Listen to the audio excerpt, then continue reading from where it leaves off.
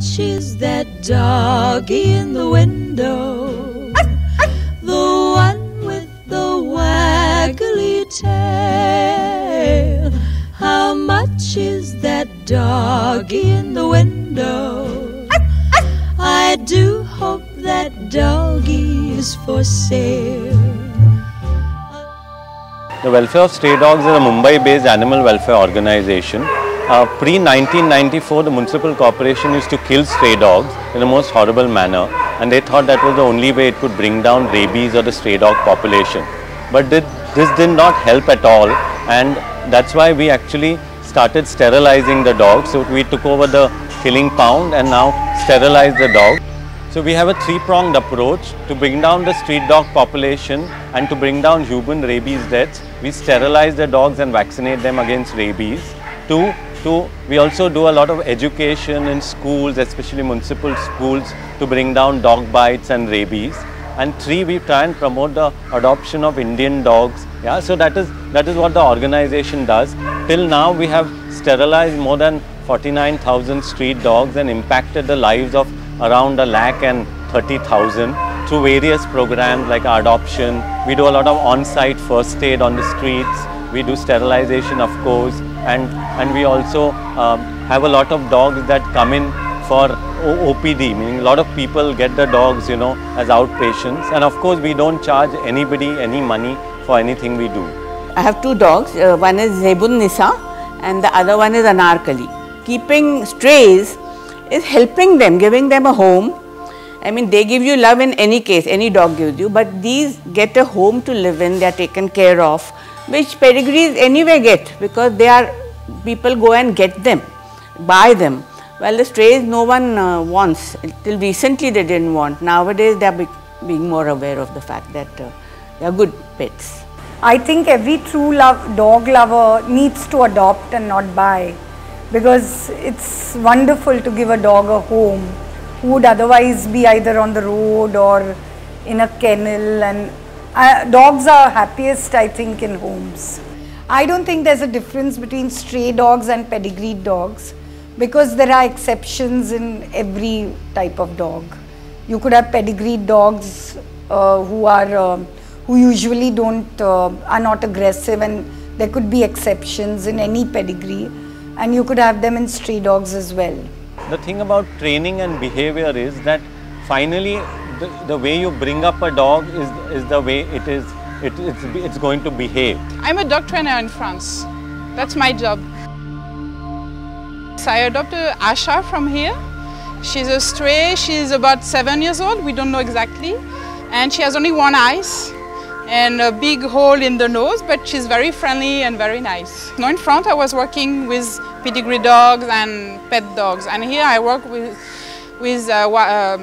stray dogs, and I can see the difference. The stray dogs, they are more concentrate and they are sorry for the pedigree dog, but I have to say it, they are more clever, because they are used to live in the street, so they have to fight. They have to be clever to find some food, some water, so they understand quickly. And the pedigree dog, they are a little spoiled, no? They are nice. I have myself a pedigree dog. I love her. It's not that, but I've noticed that the stray dogs are more clever, because they have to survive. So they have to understand their environment. So they learn very quickly.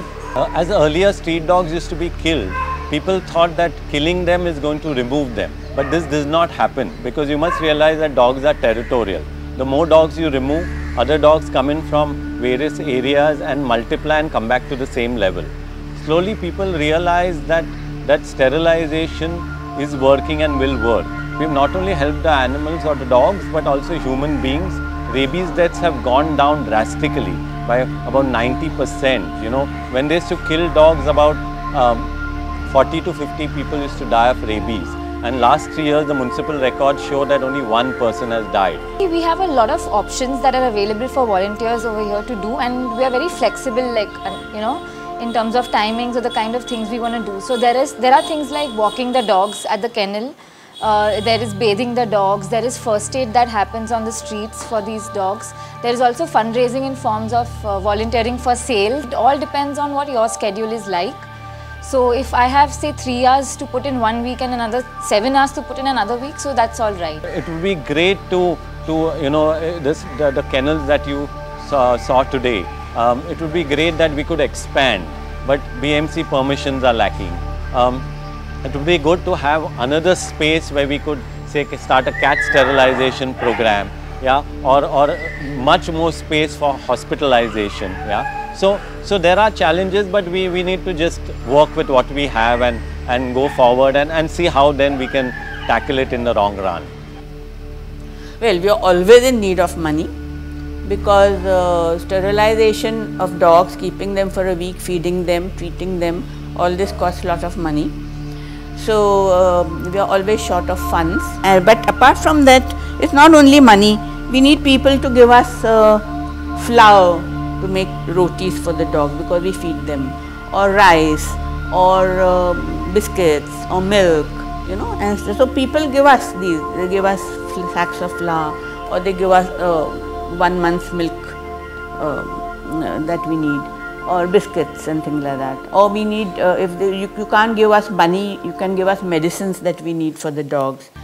Or even if not that, then you can give us buckets or whatever, you know, utensils in which we can cook the food, or we can store the water for them, or you know, other equipment like for cleaning the kennels, brooms, rags, newspapers, anything that, you know, we can use to keep the kennel clean.